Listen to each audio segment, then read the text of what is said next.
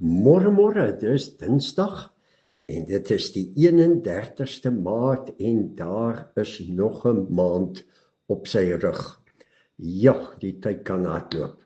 Ons gesels met mekaar hierdie week rondom 'n lewe in Christus of 'n nuwe mens.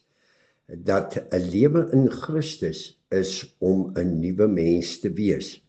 Ek lees weer vir jou 2 Korintiërs hoofstuk 5 verse 14 en 15. Die liefde van Christus dring ons omdat ons tot insig gekom het dat een vir almal gesterwe het en dit beteken dat almal gesterwe het. En hy het vir almal gesterwe sodat die wat lewe nie meer vir hulle self moet lewe nie, maar vir hom wat vir hulle gesterf het en uit die dood opgewek is. Nou, wat is 'n nuwe mens? Ons het so 'n oefeningkie gedoen met die kinders. Ons hou Sondag so 'n bietjie van 'n kindergleef en ek het 'n rugbybal saamgebring. Die kinders het almal daar gesit en ek het 2 manne vorentoe geroep en gesê, speel vir my 'n bietjie met die bal. En toe het ek vir hulle gewys, 'n nuwe mens is nie iemand wat op 'n paviljoen of in 'n sitkamer sit en rugby oor die TV kyk nie. Jy word nie daarmee fikser nie, inteendeel, jy word al hoe dikker, onfikser en dalk miskien nog dronker ook.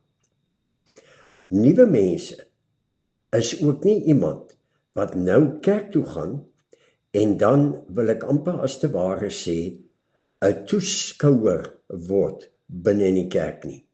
Ek hou nie van dit nie, ek hou nie van dat nie. 'n Nuwe mens is ook nie eers iemand wat aktief in die kerk sodanig is nie. Ek het die storie vertel toe ek destyds in die gevangenis was.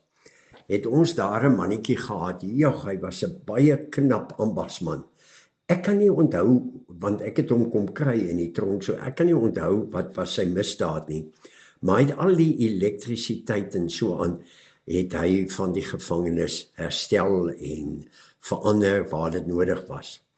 En wat interessant was van hom, is ons het Sondag kerk gehad, en dat hy vroeg opgestaan, en dan het hy die saaltjie kom netjies aan die kant maak, gevee en gemop, en daar's 'n tafeltjie en my water is daar, en al die stoele reggepak, maar ek kan nie onthou dat hy een diens bygewoon het nie. Ek het hom later konfronteer en gesê, jy laat vir my baie dink aan 'n reisagent. Hulle reël vir jou al die toere, al die kaartjies, alles, visums, vliegtuigkaartjies, die werke. Maar self ry hulle nie saam nie. Jy gaan nêrens kom nie. Ek het dit nooit verstaan nie. Maar dit kan ook gebeur dat 'n mens so besig raak in die kerk, maar jy's nie deel van Jesus Christus nie. 'n Nuwe mens is nie iemand wat in die kerk opgewonde is en vir die Here Jesus hande klap en cheer oor wat hy gedoen het, al sy wonderwerkinge, al sy leringe en al die teologie wat jy daaruit leer nie. Jy is ook nie 'n nuwe mens as jy 'n gas is wat saam eet by 'n troue en so ook nie by 'n nagmaal of by 'n kerkdiens nie. Jy's eers 'n nuwe mens as jy op die veld hardloop en deel word van die spel, van die wedstryd, wanneer die evangelie in jou is en jy in die evangelie is. Dan gebeur dit. En dis wat 2 Korintiërs 5 vers 14 dan ook sê, Jesus se sterwe beteken dat almal sterwe. Nou ons het nie aan die liggaam gesterf nie, maar hier in die kop. En nou is my tyd om, en môre vertel ek vir jou 'n interessante storie om hierdie begrip te verduidelik.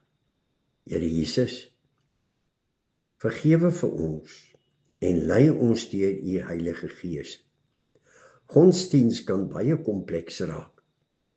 Ons kan betrokke raak met die godsdiens. Ons kan deel raak van die kerk.